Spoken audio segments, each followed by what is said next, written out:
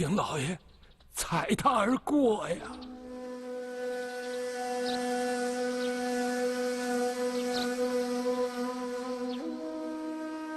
你家大人出什么事了？宋大人，从我家老爷的尊严上踩过之前，我是不会说的。看来你家大人确实是出了事儿了。哎呀，宋大人，你踩呀！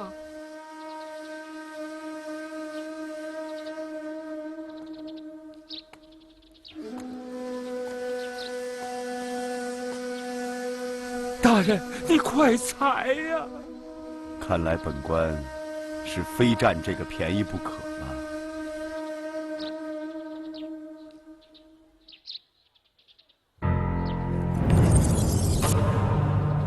哎呀，宋大人，救命啊！宋大人，我家老爷从牢里带出这血衣悬殊，他说冤深似海，有口难辩，唯有请宋帝星出面，才有可能审理清楚，救得石府满门109条性命啊！求宋大人开开，救救我家大人，救救我们石府一家老少啊！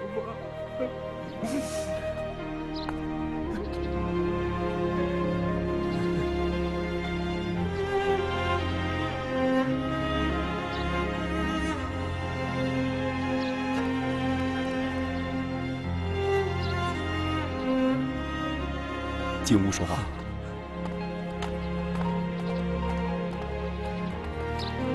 只因府上有一名叫小凤的婢女被杀，凶手唐二宝反到临安府告了一状。他说小凤是我们家老爷杀的，又告我们老爷私通敌国，还说有腰牌和通敌文书为证据。吴知府听信谗言，就把我家大人关进了天字号死牢里，现在只等奏明圣上，就要开刀问斩了。此案果然是另有蹊跷啊！如果真是卖国通敌的话，那一定是满门抄斩，株连九族啊！对呀，宋大人，我家老爷对朝廷忠心耿耿，出生入死几十年，他怎么会通敌叛国、犯上作乱呢？先有一个婢女被杀，然后又引出追杀恶果，紧接着又抖露出一个卖国通敌，看来也是环环相扣，顺理成章啊！哎呀，宋大人，这都是诬告啊！老家园，史大人是不是卖国通敌，本官一时也不敢妄下断言。只是此案猝发，皇上是派御林军去抓人的，偏偏又赶上吴苗水吴大人审理此案，如此匆匆断案，就把一个2品大员打入天字号死牢，这于理不通。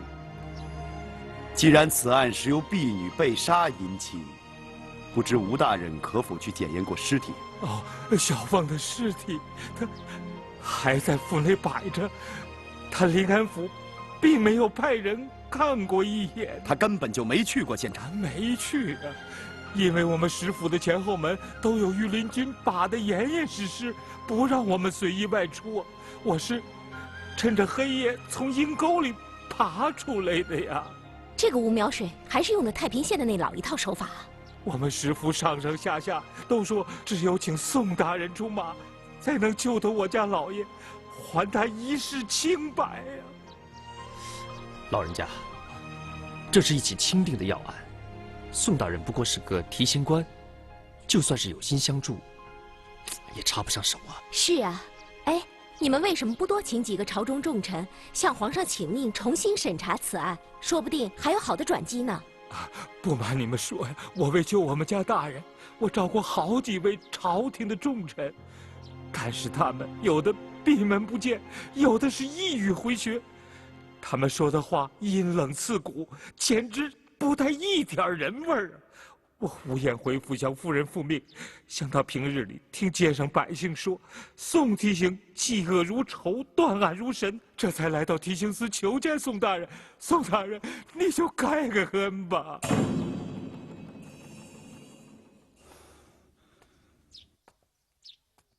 老家园，这样，我们先去石府，悄悄打探一下，然后再奏明皇上，请命侦查。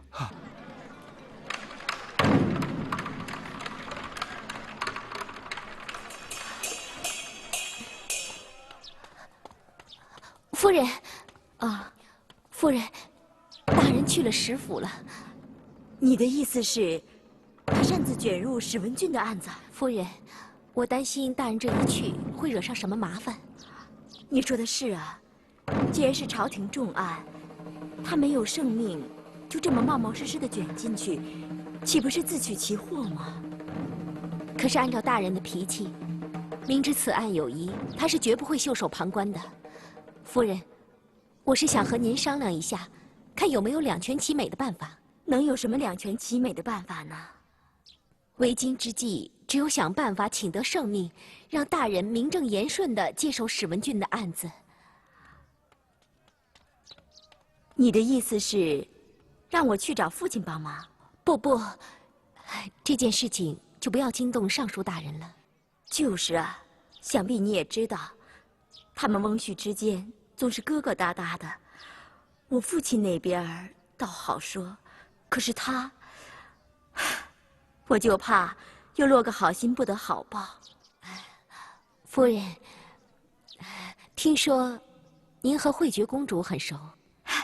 你怎么知道的？只是道听途说。听说您从小是惠觉公主的伴读，所以情同姐妹。对呀，我去请公主，让她跟皇上说说，让老爷复审此案，或许会有转机呢。这就对了，夫人，我代表大人向您表示感谢。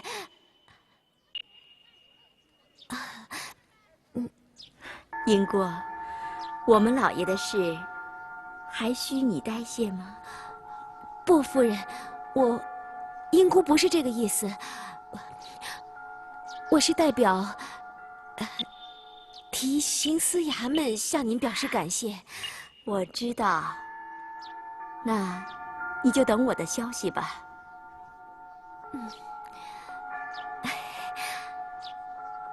那我先告辞了。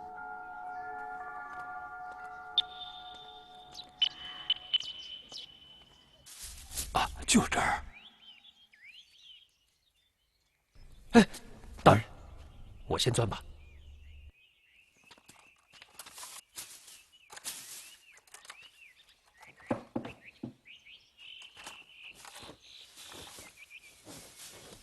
宋大人真是难为您了。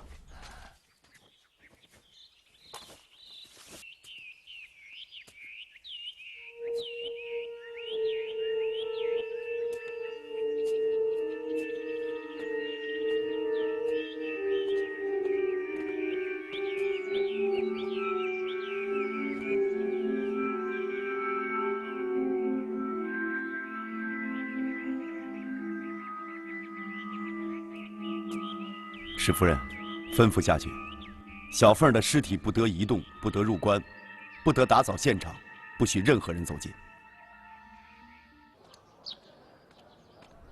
站住！你有何事？请通禀一下，我有事要见公主。带她去见公主。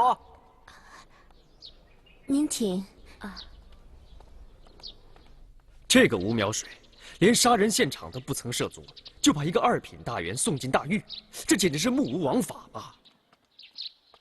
此案恐怕并非那么简单。走，咱们还得去看看。大人，没有圣命，您是不能去的。什么圣命啊？你我一个4品官去断2品官的案子吗？当初不就是因为有了圣旨，您才进的京城吗？算了，别提这事儿了。老这么拖下去，会贻误断案时机的。宋慈接旨。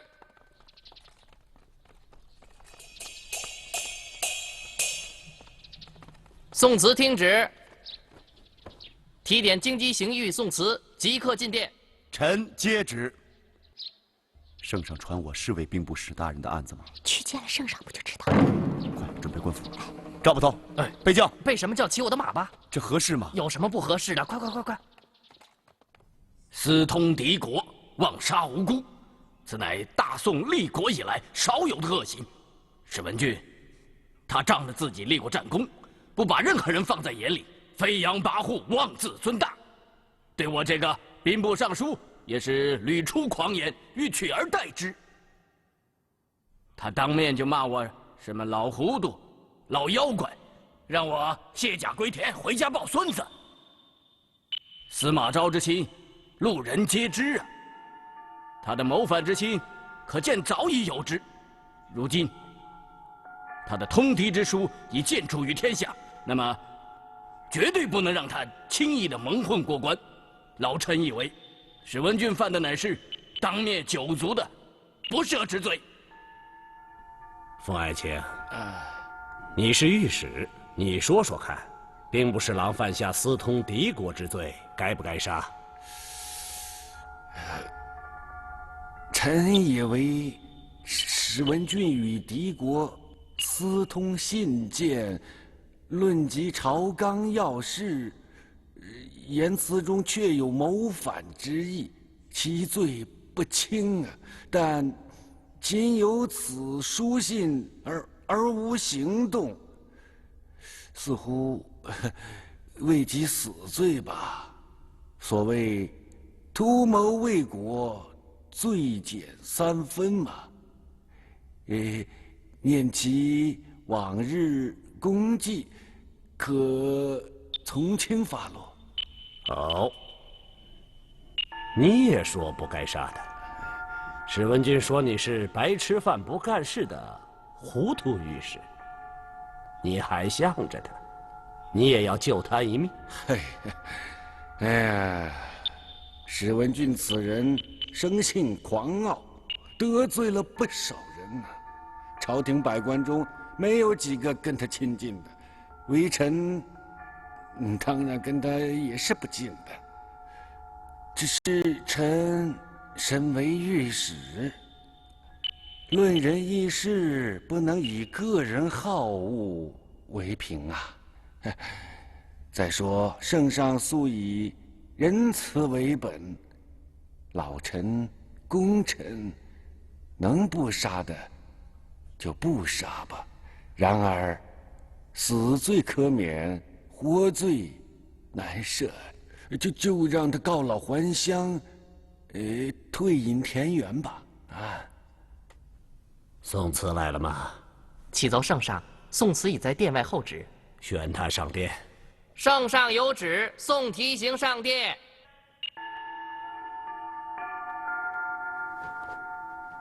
臣京畿提刑宋慈奉旨上殿，吾皇万岁万岁万万岁！平身。谢圣上。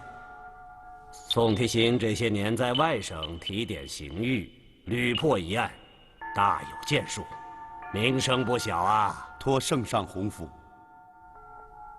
今日宣你上殿，知道为何事吗？启禀圣上，臣身为京畿提刑，我想圣上宣臣上殿，应该是和审案查凶有关吧？我问你，私通敌国，暗通书信，又强暴施虐，枉杀无辜，该当何罪？启禀圣上，大宋刑律明明白白，私通敌国，杀无赦。哎，圣上，宋提刑只是4品，他哪知道朝中议事牵涉到国家安危呀，兵营稳定，民心所向，望圣上听他的话要三思啊。宋提刑上殿面君，说话要思量啊。是，冯大人。启禀圣上，各位大人，刚才圣上所问，是关于史文俊私通敌国、枉杀无辜一案。那么大宋刑律确实如此，其罪不赦。但是圣上，臣以为此案案情尚未查实，所谓私通敌国、枉杀无辜，恐怕证据也不确凿。圣上，臣以为此时朝议杀与不杀，为时尚早。什么？尚未查实案情？临安知府吴苗水，圣上，臣在。史文俊一案，你确信查实清楚了？回禀圣上，微臣已将此案查得一清二楚。史文俊私通敌国之罪，人证物证俱在，不可抵赖。微臣愿以头上的乌纱担保，此案绝对没有错判误断。吴大人，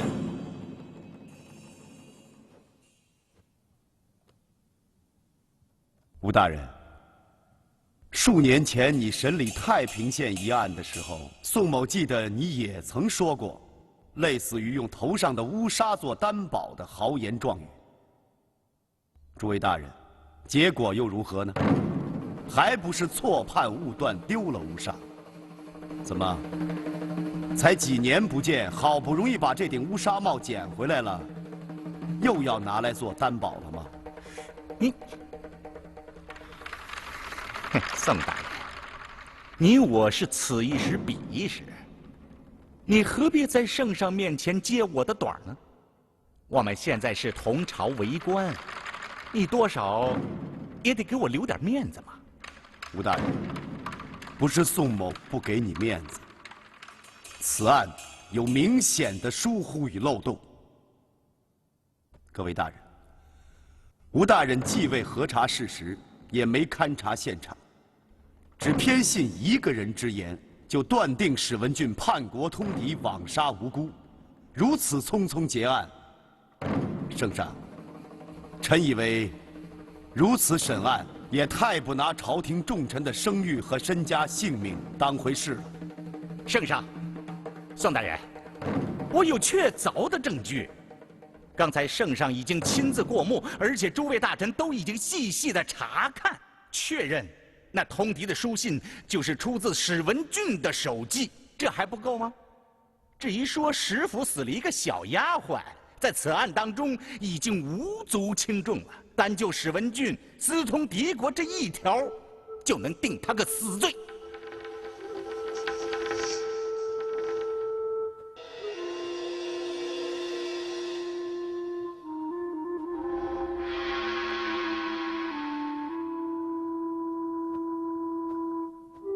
吴知府说的有理，私通敌国，就是叛党逆贼，就要杀头。冯大人，杀不得，杀不得呀！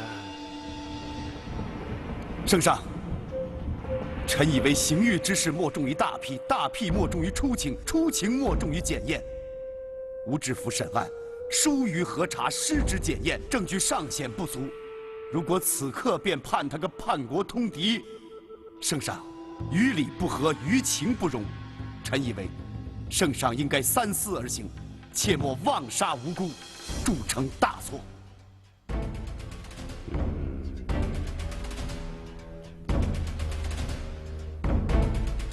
薛爱卿，朕一向非常看重你的意见，怎么今日朝上你一直没有开口？此案是不是很难决断呢？圣上，史文俊一案确实难以决断。臣以为史文俊犯有通敌之罪，有枉杀无辜，罪重当诛。但10年期几十年效忠大宋，为朝廷立下过汗马功劳，现已昏蒙老迈，难免一时糊涂，犯下大错。望圣上垂怜老臣，免其死罪，改为坐牢或充军。薛爱卿的意见，众爱卿以为如何呀？但好办啊，就是很难决断呀。这种事情才是诸葛的道理呀，就是让我启禀圣上，宋慈以为，史文俊一案此时便下结论，为时尚早。哦，依你之见呢？圣上，臣敢请圣上让宋慈担纲再审此案。如果史文俊私通敌国，妄杀无辜，绝不姑息；但是，如果有人栽赃陷害、诬陷忠良，也绝不轻饶。圣上，请您明断。你果真愿意担纲审查此案？皇上，宋提刑所言，臣以为有点道理。他愿意再审，也表明他对大宋的一片忠心呢。望皇上能恩准其愿，我看是必有良效啊！啊，薛爱卿，对女婿之言，你如何是说？圣上，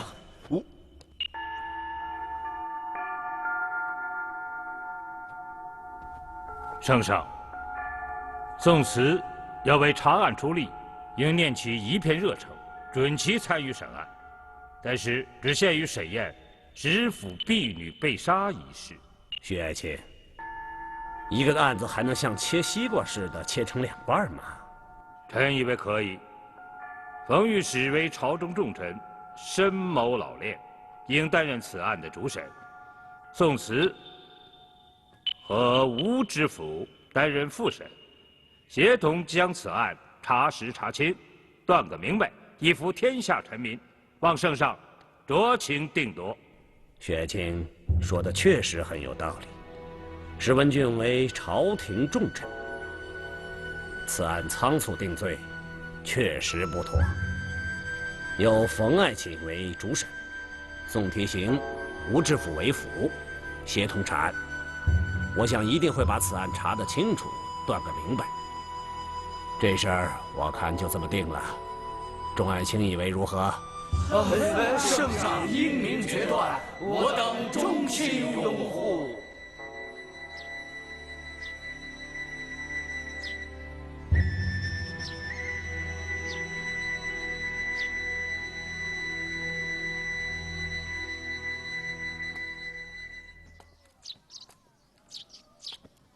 大人，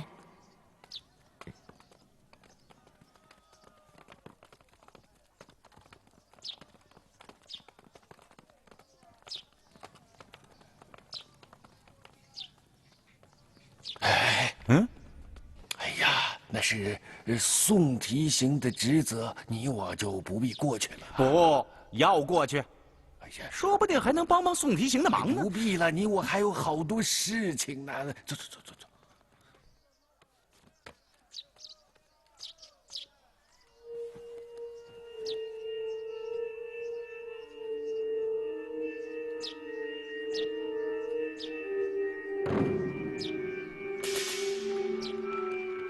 全身只有一处刀伤，刀口1寸2分。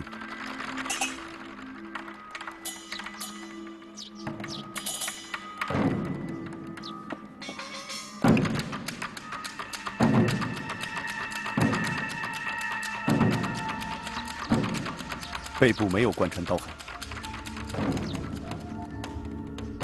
刀伤伤及脾脏、肾脏，流血过多致死。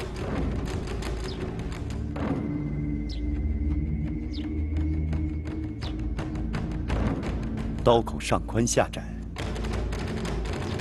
凶器是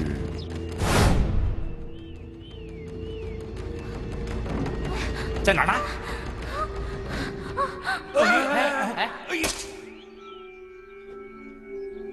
快！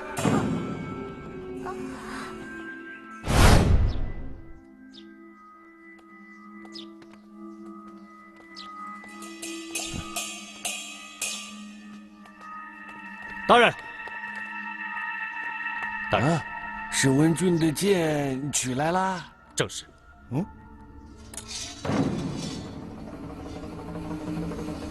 啊，冯大人，你看，这上面却有大片的血迹啊！果然有血迹，此剑便是凶器哟。哼，这就好了，这就好了。既然政务已经查实，那么持剑杀人者必是史文俊无疑。冯大人，既然人证物证俱在，那还验伤口做什么呀？哎呀，此剑不同寻常啊，史文俊的祖传之物啊。史家3代俱为名将，此剑随主人久经沙场，斩杀敌虏，历经沧桑，锋利无比哟。没想到此剑到了史文俊手上，竟用它刺杀一个无知少女，铸下大祸。可悲啊，可叹哦！嗨，方大人，感慨之词就不必多说了。现在最重要的是要把这件证物保存好。大人，哎，我来，你下去吧。是。千万不能把这上面的血迹抹掉。哎，我来。等等，这个老太婆来干嘛？两位大人，这是宋大人请来的接生婆。嗯，走。方大人，这宋大人不是开玩笑吧？师傅那个小婢女早就死了，请个接生婆来给死人接生啊，这可笑。吴大人兴许已经忘了，老夫可是记得清清楚楚啊。吴大人审案笔录中，唐二宝称，史文俊对婢女小凤调戏引诱不得，将其强行奸淫占为己有。宋提刑请接生婆来检验其是否如唐二宝所说的已经失身。倘若仍是处女，那唐二宝的供词就站不住脚了。是吗？还有这种手段？哎，宋提刑办案手段多多，要想在这方面欺瞒他，行不通哦。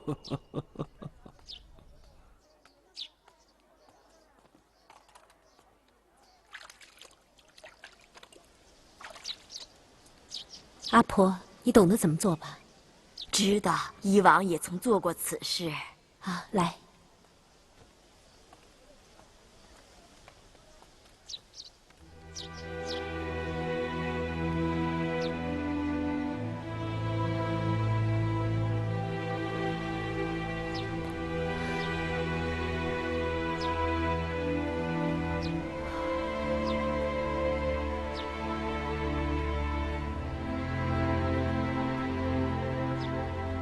据老夫以往经验，系处女无疑，不会有误。不会有误。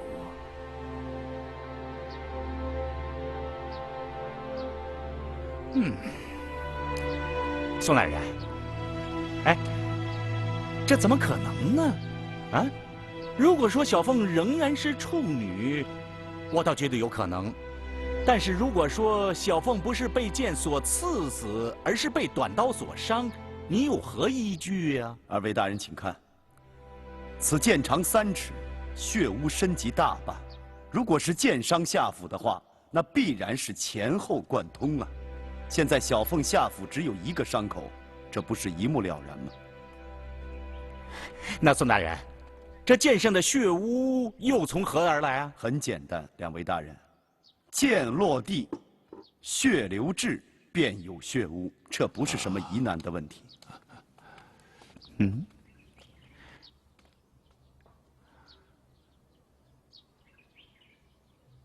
宋大人，那这短刀又从何而来？吴大人，小凤与何人一起逃亡的？嘿，那还用问吗？当然是唐二宝了。他们是姑表亲，小凤半年前被别人拐卖，所以唐二宝要潜入石府搭救小凤，逃离这个是非之地呀。好，吴大人，你就那么确信唐二宝说的是实话？他与小凤是姑表亲，有何凭据？他们家住哪里？哪州哪县？家中还有何人？吴大人，您去原籍探访过吗？这个吴大人，你总是记得史文俊手中有这把剑，你怎么就没有想过唐二宝手中也有凶器？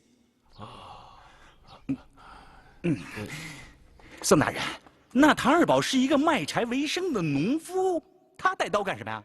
是啊，这正是本案的症结所在啊！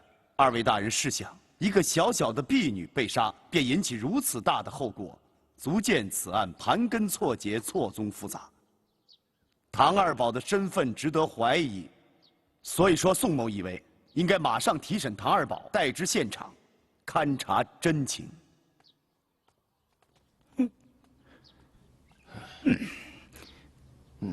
哎。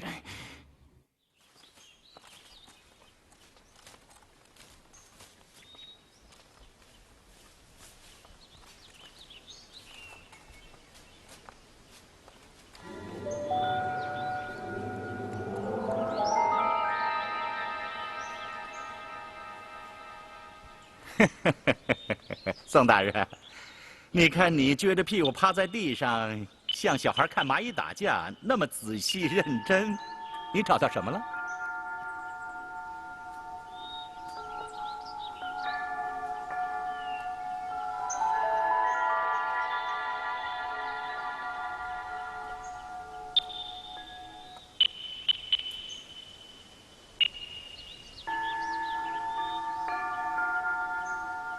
唐二宝，大人，这便是小凤被杀的地方吗？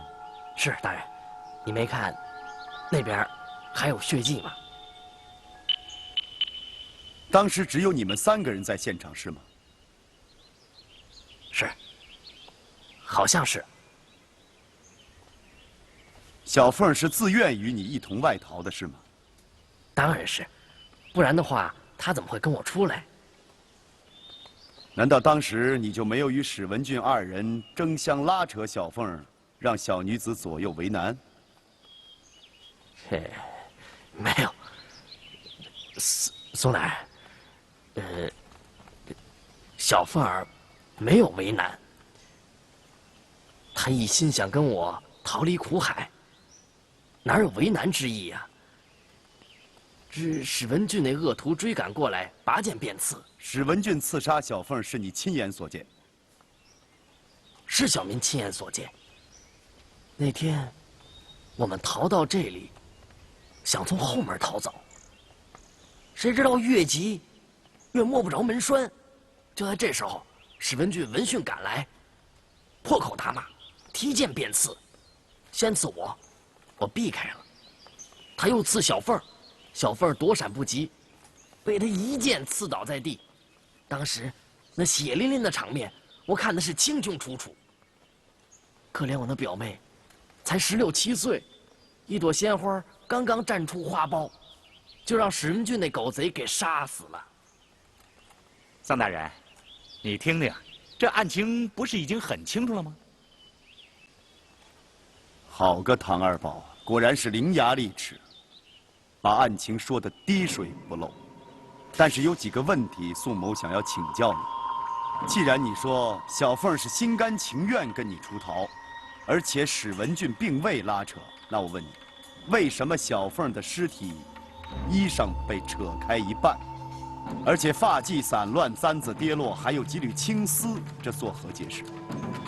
这我，你口口声声说史文俊亲手杀了小凤，那我问你，那天晚上可有月光啊？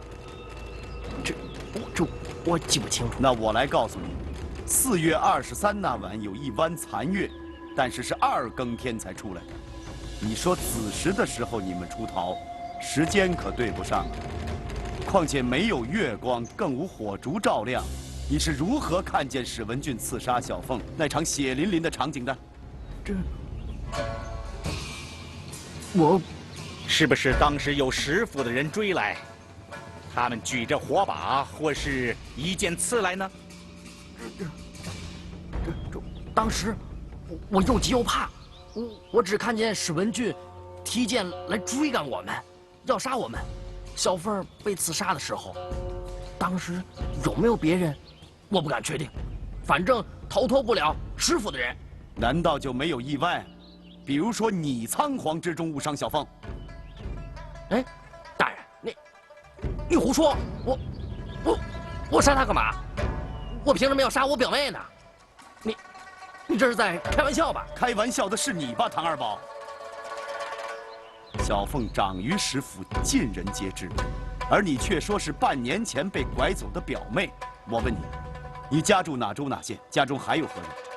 你口口声声说自己是靠打柴为生，你的手上可有老茧呢？啊，各位大人请看，他的手上可有老茧呢？你这是什么意思？你怎么老替石文俊说话？你们官官相护，你分明是替他开脱罪名，这让我们老百姓还有说理的地方吗？我不跟你说，我还有事儿。站住！你，大人，你没事吧？大人，宋慈，宋慈，这个唐二宝怎么敢推你啊？啊，没事。宋大人，我没想到你如此弱不禁风啊！怎么一下子就倒了？这一下子推得好啊，说明唐二宝不是个简单的角色。我不明白，像宋大人这么审案子，还能不把证人审跑了？心里发虚才会跑，这说明对他的判断是正确的。跑得了和尚，跑不了庙。赵捕头，赵捕头，在。大人，怎么了？去把唐二宝抓回来。放心，他跑不了。来呀，在。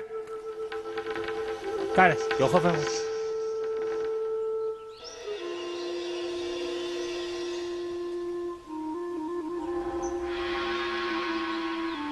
下池去。下池干什么？小时候摸过鱼吗？摸过。叫弟兄们来。好，弟兄们，快过来！弟兄们，听我说，下池子打捞，谁捞上来一个尺把长、硬邦邦、铁打的玩意儿，赏银10两。是。哎，宋慈，这个荷花池跟这个案子有什么关系啊？你派那么多人下去，想摸什么呀？冯大人，莫急，等捞上来您就知道了。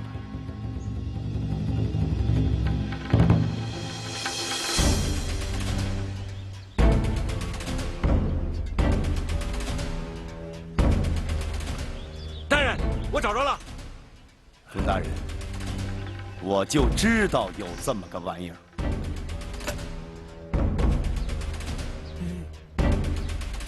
大人，正是厨房丢失那把剔骨刀。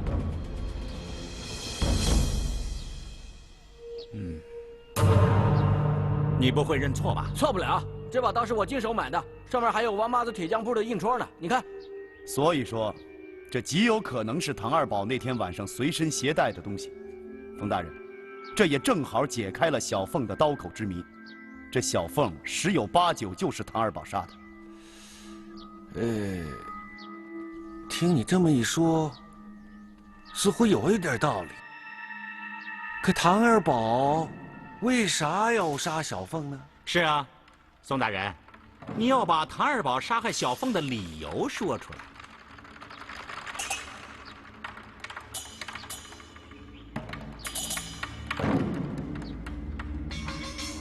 客官慢走，常来啊！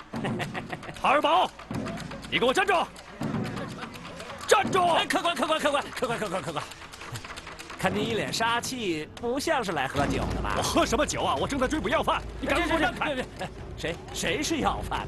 一个短工打扮的男人，30来岁，刚刚跑进去的。哎不，我们呢这是开酒楼的，一天到晚都有酒客进进出出，30来岁的那就更不少见了。你不会都要抓走吧？我听你这意思，是存心不让我进去，是不是？没有，您呐，要是想进去喝酒，我们这儿恭恭敬敬的请您进去。您要是存心来捣乱，可就没有你进的门了。你知道我是干什么的吗？你先看看这上面挂的什么招牌吧。你这不就是一家酒店吗？你看看我是干什么的。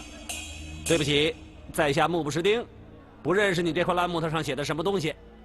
我告诉你，本大爷是京畿提点刑狱司宫门捕头，正在追捕要犯，你赶快给我让开！哟，提刑衙门，你们京畿提刑衙门管事的也不过个4品官吧？到了我们这儿，连个进雅座的资格都没有。我就不信了，让开！来人！你让开点吧。头儿，怎么办？还能怎么办？兄弟们，两家伙，上！等等！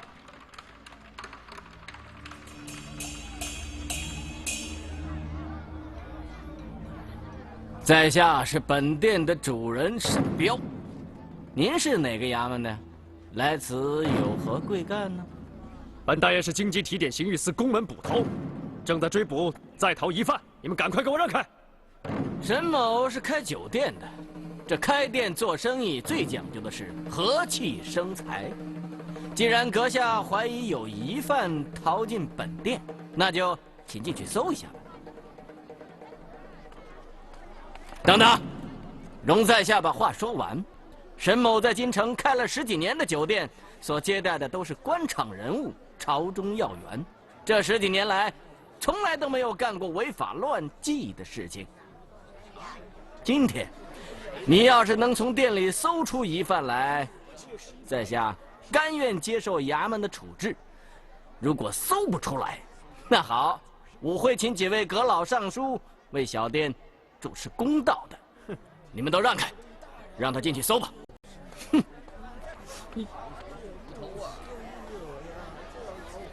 走。